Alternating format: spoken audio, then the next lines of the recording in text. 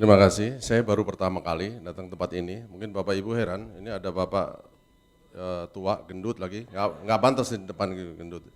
Ya, kemudian nggak pakai jas lagi seperti Bapak tadi. Ya. Jadi kayaknya agak aneh di sini.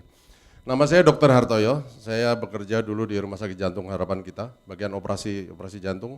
Dan sekarang saya bekerja di Rumah Sakit Mitra Keluarga Bekasi sebagai dokter anestesi. Biasa saya, maaf kalau saya bicara agak panjang dikit ya Bu ya. Biasa saya diajak main bulu tangkis oleh rekan saya namanya Eri di sana dan ada juga Ria. Dan ketika saya main bulu tangkis saya ditawarin yang begini-beginian. Saya paling alergi kalau tawarin gini. Begitu dia dekat saya udah bilang, ngapain kamu promosi ya? Saya udah alergi gitu ya.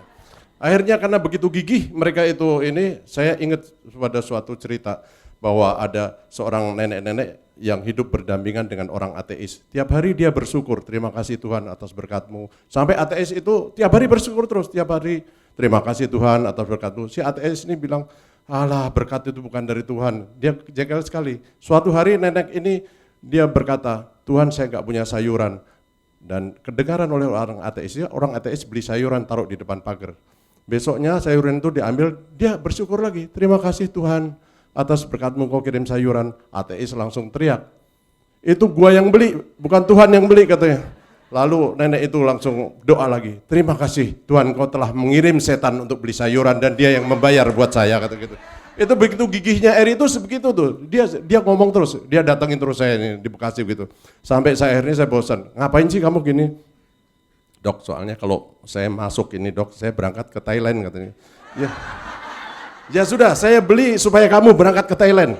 Jadi saya beli tidak untuk smart detox, full pack, saya beli full pack, supaya kamu berangkat Thailand. Jadi obat itu saya taruh di rumah, saya nggak minum, saya nggak baca-baca, memang supaya dia berangkat Thailand. Kemudian saya baca-baca brosurnya gitu, saya baca brosurnya, saya lihat-lihat gitu. Udah dibeli mahal-mahal, sayang juga ya gitu ya.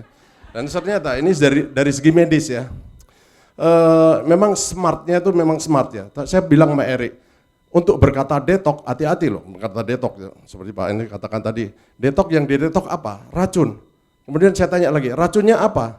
Dia bilang gitu, radikal bebas. Radikal bebasnya apa? Saya tanya lagi begitu, dia nggak bisa jawab. Radikal bebas apa? Karena radikal bebas ada yang kita perlukan untuk tubuh.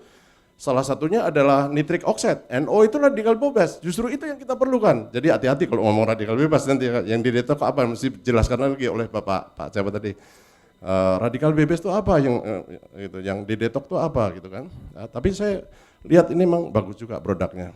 Kemudian saya baca, saya mulai minum. Wah enak juga rasanya, terus terang enak seperti Bapak bilang. Enggak seperti detok lain sengsara. Saya pikir kalau yang begini-begini ini pasti menyiksa sekali. Tapi ternyata enggak, enak ternyata ya. Apalagi kalau diminum dengan air dingin dan kiatnya langsung diminum, jangan dibiarin lama-lama. Kalau dibiarin lama-lama dia kental, jadi gak enak buat diminum. Langsung diminum itu lebih enak, menurut saya itu ya. Kemudian saya pelajari lagi, kenapa ini? Dan setelah berlangsung beberapa lama, ternyata memang benar, berat badan saya turun. Berat badan saya itu tadinya 95 kilo.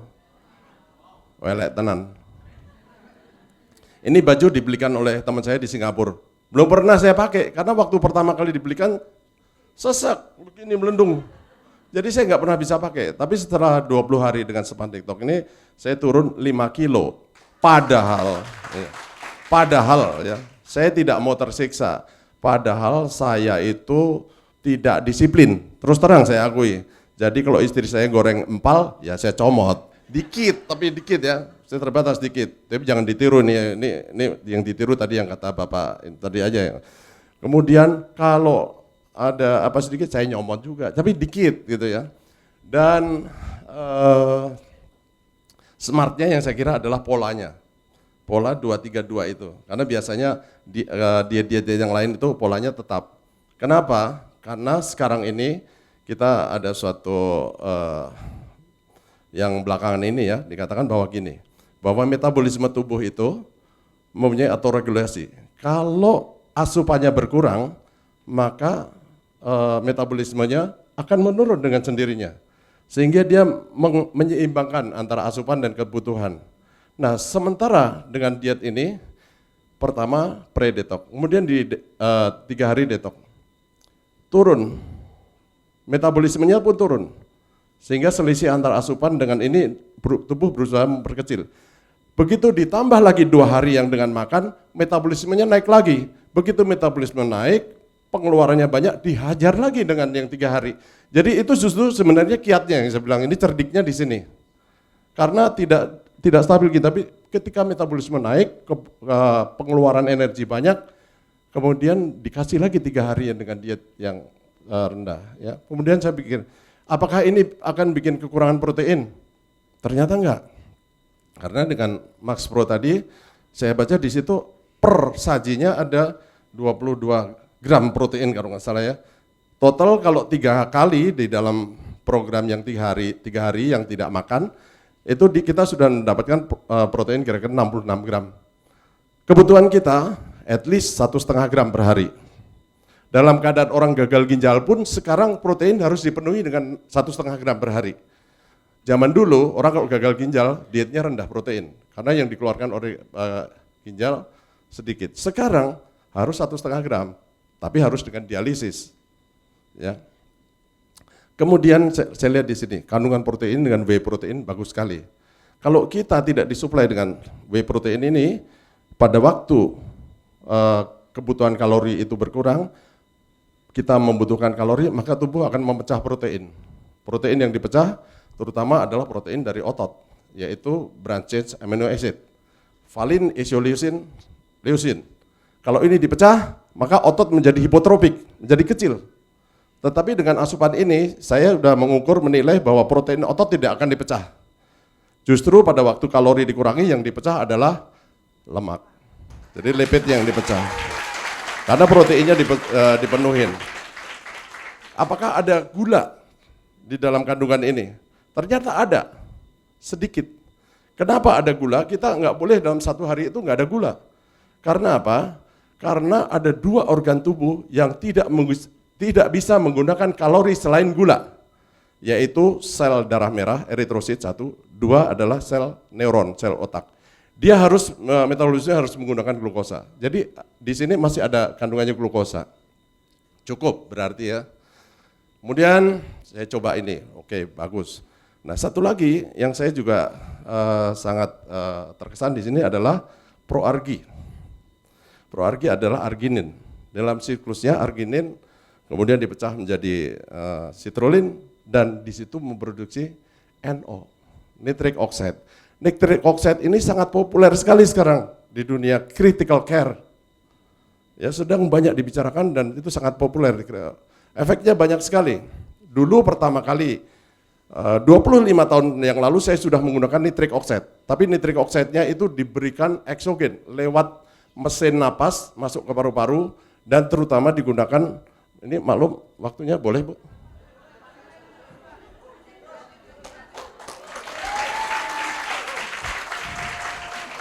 Dan waktu diberikan dengan alat ventilator atau mesin napas, digunakan pada bayi yang aspirasi mekonium, yang tersedak kotoran bayi yang keluar ke dalam ketuban yang hijau itu biasanya paru-paru tidak bisa berfungsi. Digunakan nitric oxide. Kemudian digunakan untuk yang namanya PPHN, persistent pulmonal hypertension, yang tidak bisa diobati dengan mesin napas yang biasa. Karena terjadi hipertensi paru.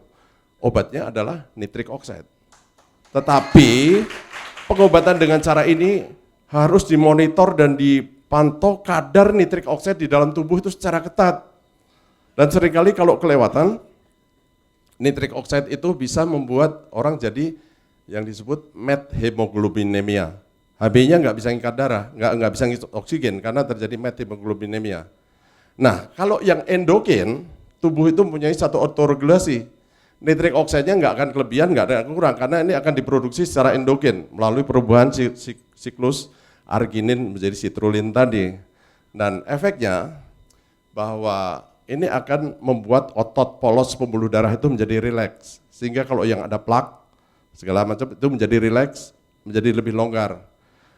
Sebenarnya nitric oxide itu diproduksi oleh endotel pembuluh darah, lapisan dalam dari pembuluh darah. Nah ketika orang itu mengalami sklerosis, ada plak di dalam pembuluh darah, maka produksi ini sangat terganggu.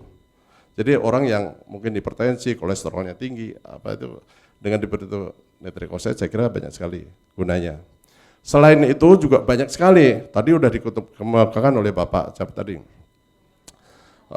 nitric oxide untuk jantung koroner misalnya.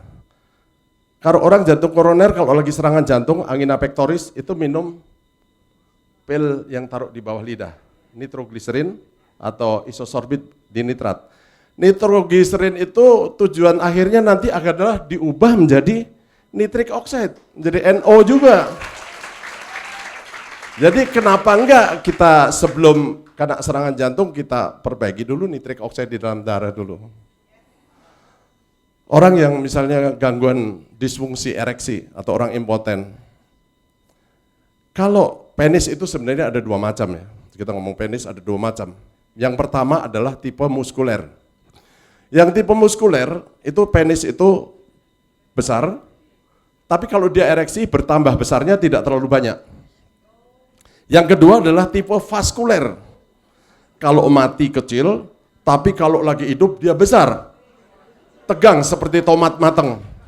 Nah, yang tipe vaskuler ini, kenapa dia menjadi tegang? Karena corpus cavernosum di dalam pembuluh darah di dalam penis itu terisi. Nah, kalau pembuluh darahnya melebar atau vasodilatasi oleh karena nitric oxide, maka terisinya lebih mudah dan baik. Makanya dia bisa memperbaiki disfungsi ereksi.